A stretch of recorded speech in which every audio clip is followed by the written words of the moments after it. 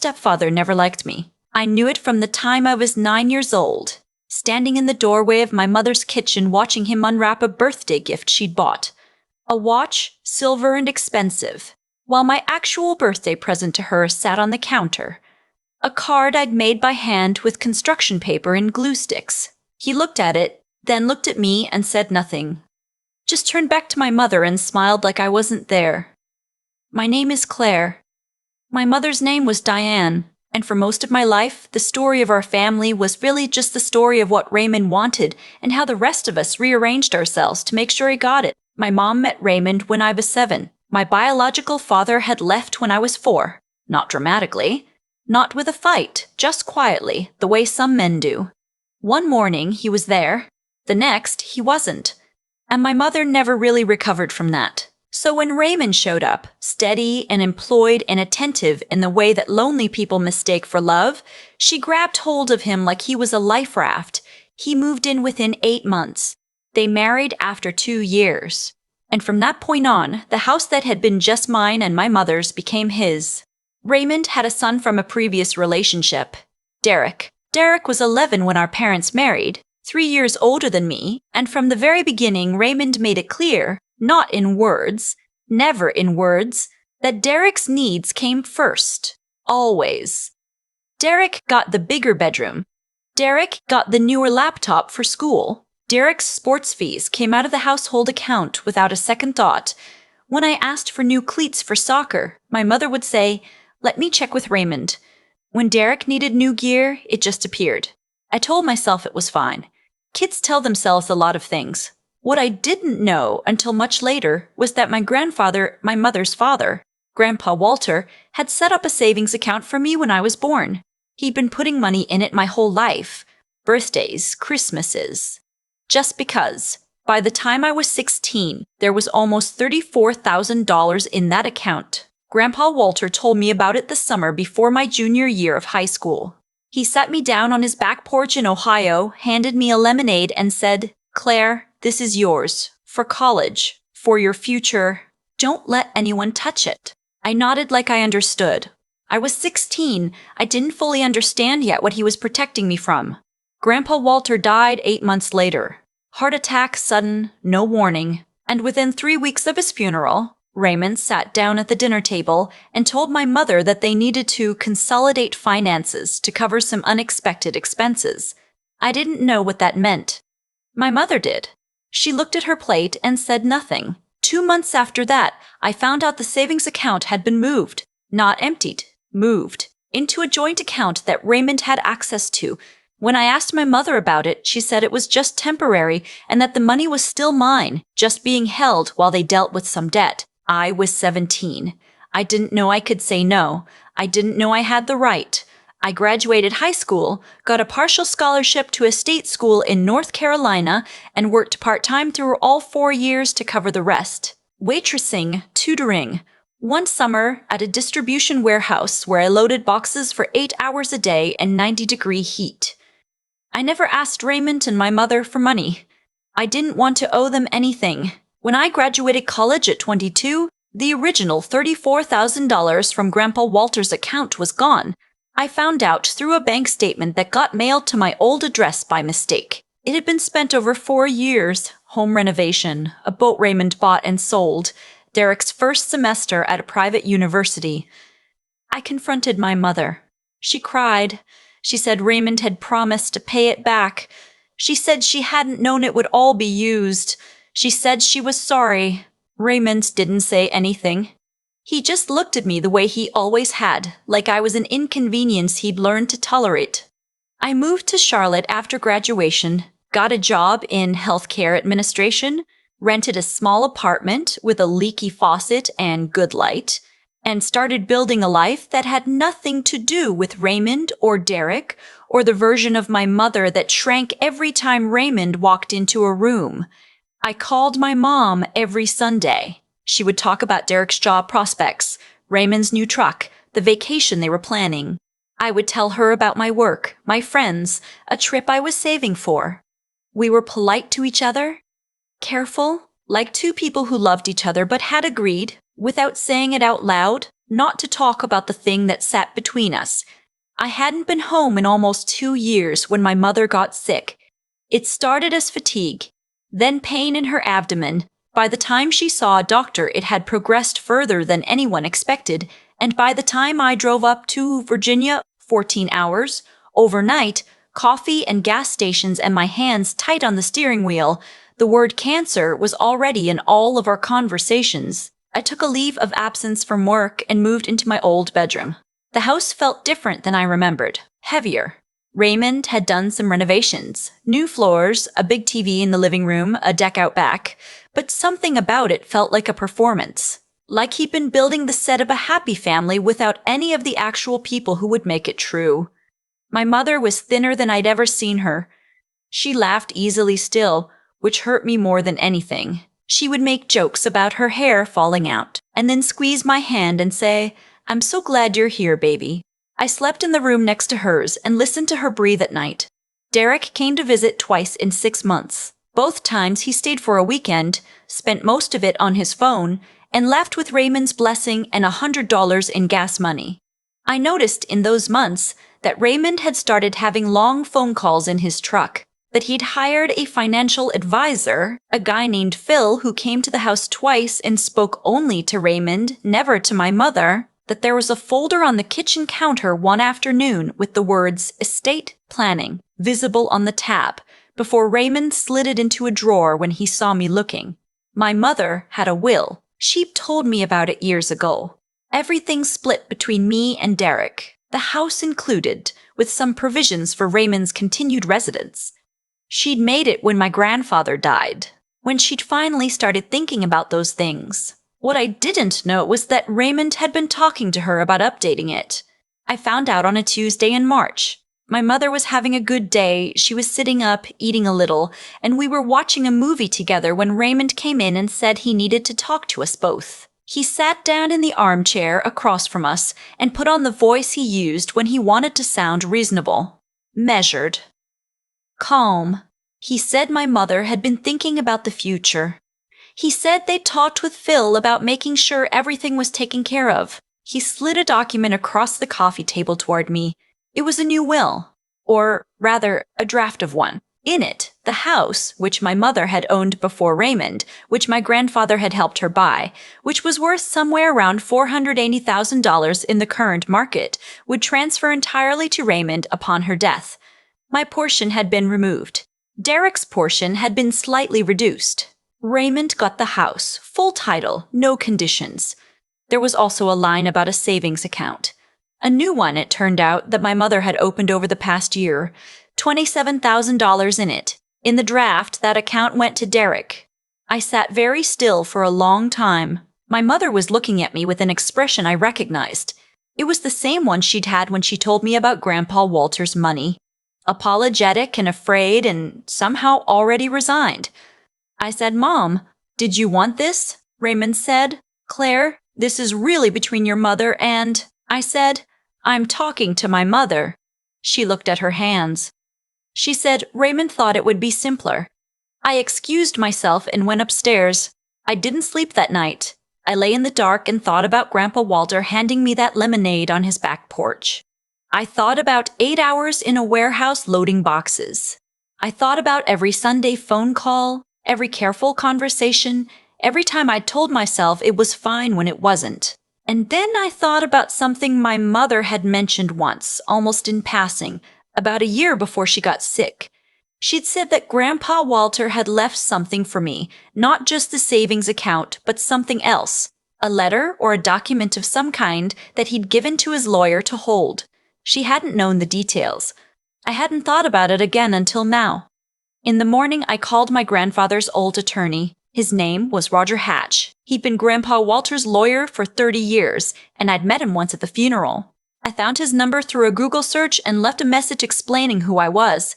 He called back within an hour. He said he'd been waiting for me to call. He said Grandpa Walter had left specific instructions that if I ever reached out, Roger was to inform me of the contents of a trust that had been established in my name 6 months before my grandfather died. A trust, not just a savings account, one that Raymond had never known about and had never had access to.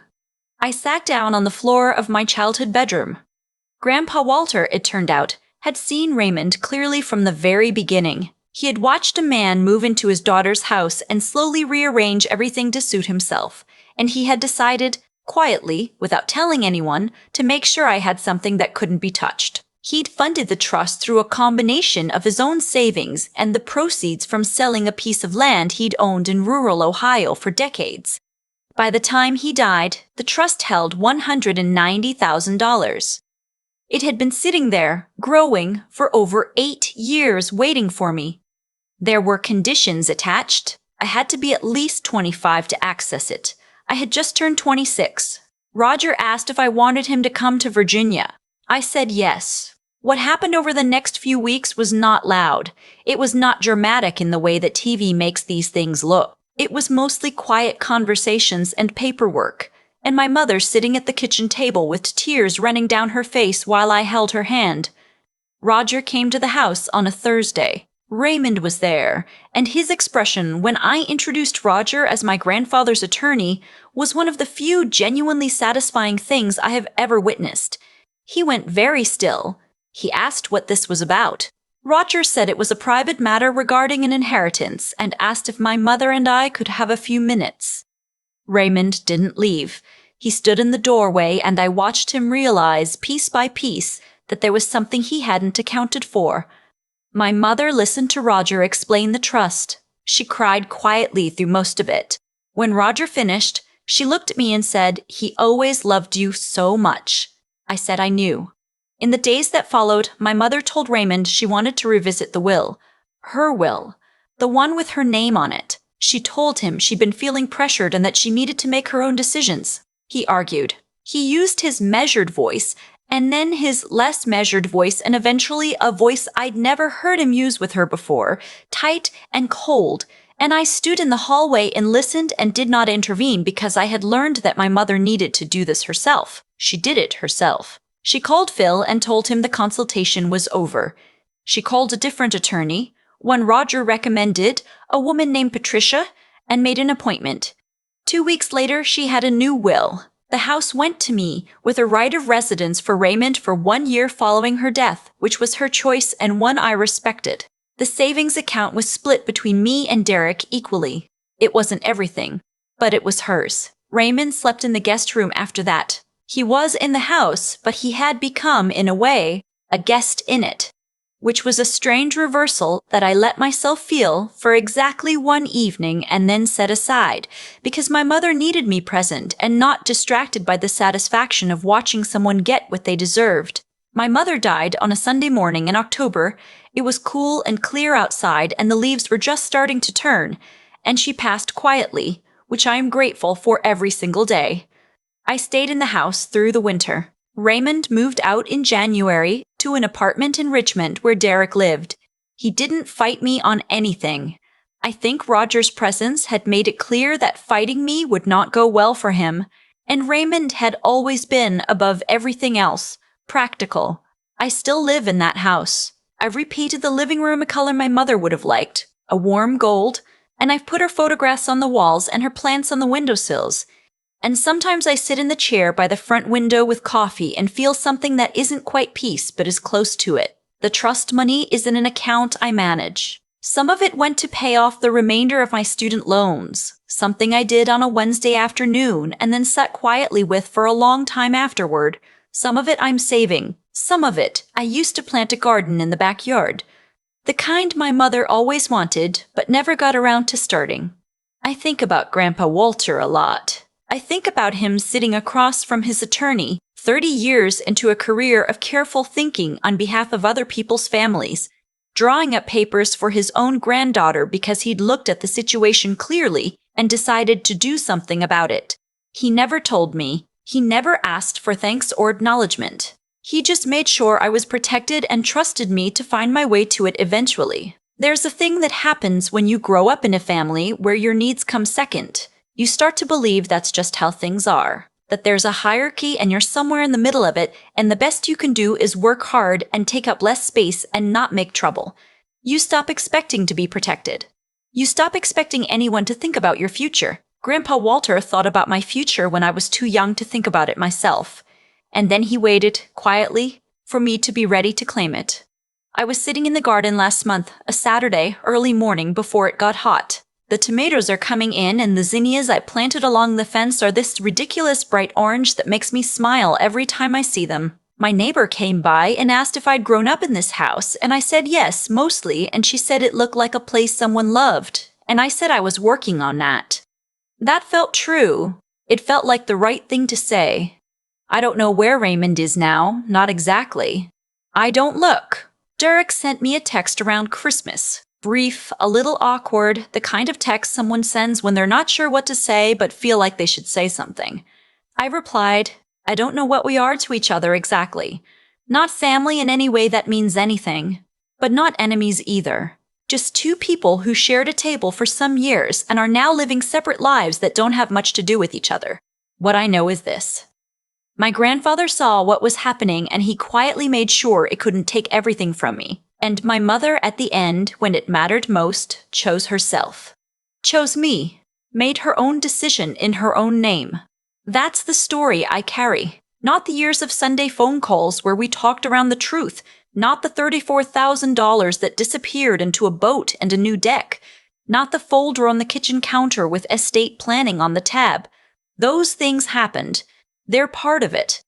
But they're not the whole story. The whole story ends with gold walls and a garden and a will that says what my mother actually wanted, and a trust that my grandfather built out of love and foresight and the particular kind of stubbornness that the men in that family had always been known for. It ends with me in my house, in the morning, with coffee, watching the light come in.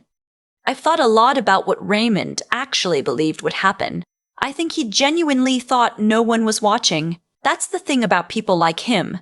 They're not stupid, they're just so focused on what they want that they stop accounting for the possibility that someone else has already thought 3 steps ahead of them. My grandfather never confronted Raymond, never sat him down, never made accusations, never caused a scene. He just watched, and he planned, and he made sure I would be okay even after he was no longer around to do it himself. That kind of quiet intelligence is something I've spent years trying to understand and even longer trying to imitate. It's not passive. It's not weakness. It's actually one of the hardest things a person can do, to see clearly, stay calm, and act in a way that serves someone else's future rather than your own immediate feelings. Raymond chose differently. Every decision he made was about right now.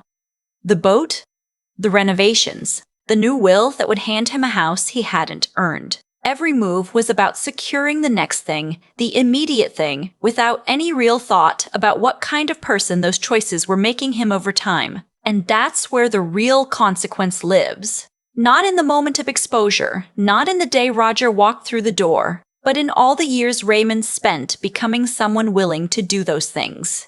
By the time I sat across from him at that coffee table, he had already lost something he could never get back. He just didn't know how to see it yet.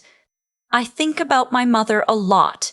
She wasn't a villain in this story. She was a woman who got scared after my father left and made choices from that fear for the next 20 years. I understand it better now than I did at 17, standing in her kitchen, asking where the money went. Fear does something specific to people.